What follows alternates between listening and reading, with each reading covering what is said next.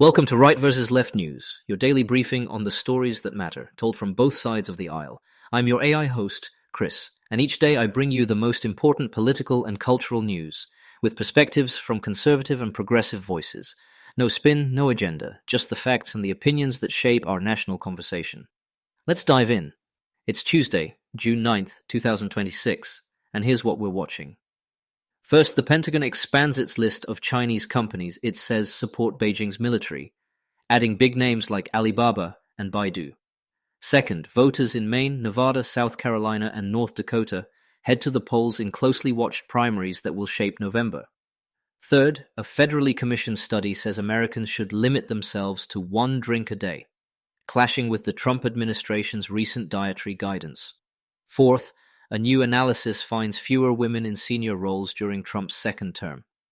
And fifth, President Trump was loudly booed at Madison Square Garden during Game 3 of the NBA Finals, igniting a fresh debate where culture and politics meet. Major outlets, including the Washington Post, Axios, and Fox News, are tracking these stories. Before we jump into today's stories, a quick word from our sponsors.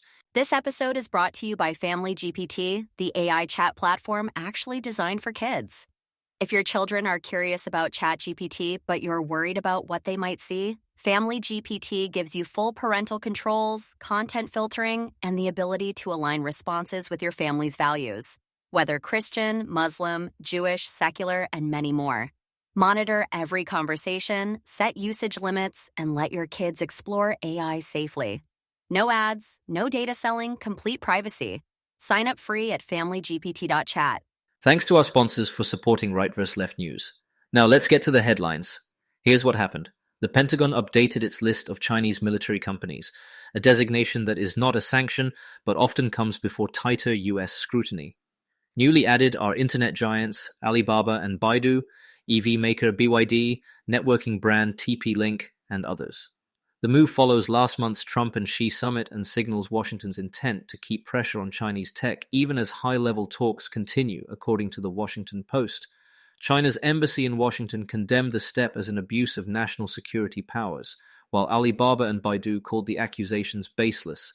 From the right, China hawks argue the update is overdue and fits broader efforts by Congress and the administration to curb military tech fusion, from supply chain bans to investment screening.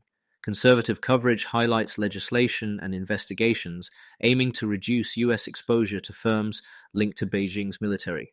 Some right-leaning analysts caution that sweeping export controls can backfire unless the U.S. also accelerates domestic innovation, warning that overly broad curbs could hand fast-moving AI markets to China.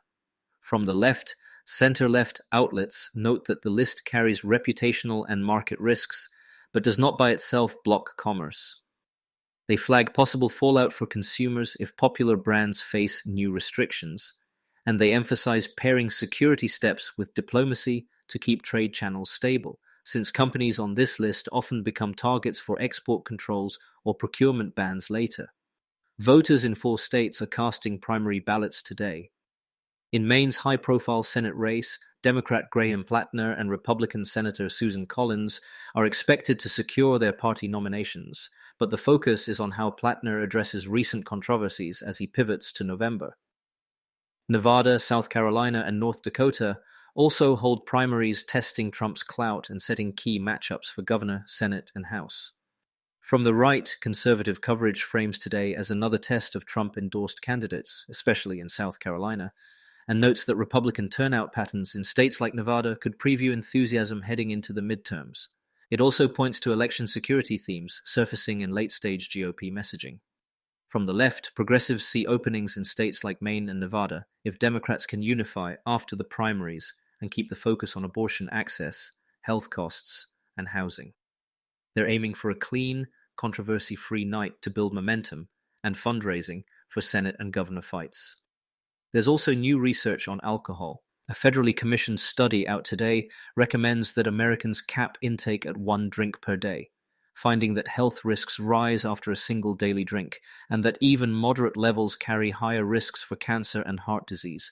Researchers say the report was sidelined during the Trump administration's recent update of U.S. dietary guidelines, which loosened alcohol language. Health officials respond that the guidelines considered multiple sources of evidence and that the study was not ignored. From the right, skeptics warn about ever-shifting nanny-state rules and argue that individual responsibility plus clear labeling is preferable to stricter federal limits. Industry voices say the 2025 to 2030 dietary guidelines already rest on a broad evidence base and warn that overly aggressive limits could hurt restaurants, brewers, and distillers. From the left, progressive commentators point to years of public health data suggesting no truly safe level of alcohol, urging agencies to align guidance with the one drink a day recommendation and to resist industry lobbying. We'll be right back with more of today's news after this brief message. This episode is brought to you by Family GPT, the AI chat platform actually designed for kids.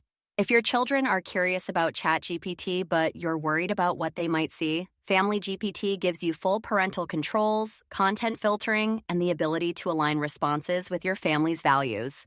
Whether Christian, Muslim, Jewish, secular, and many more.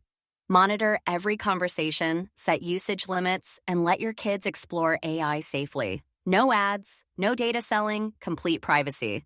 Sign up free at familygpt.chat. Thanks again to our sponsors. Now back to the news.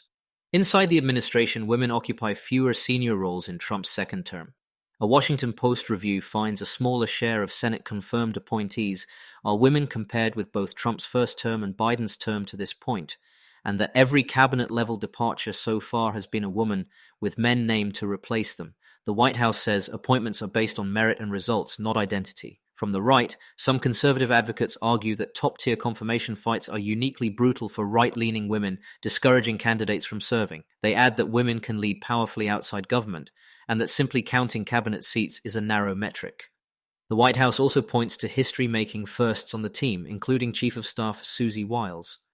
From the left, progressives say representation matters, that a government reflecting the country's diversity makes better decisions, and warn that fewer women in senior posts can shape policy priorities and workplace culture.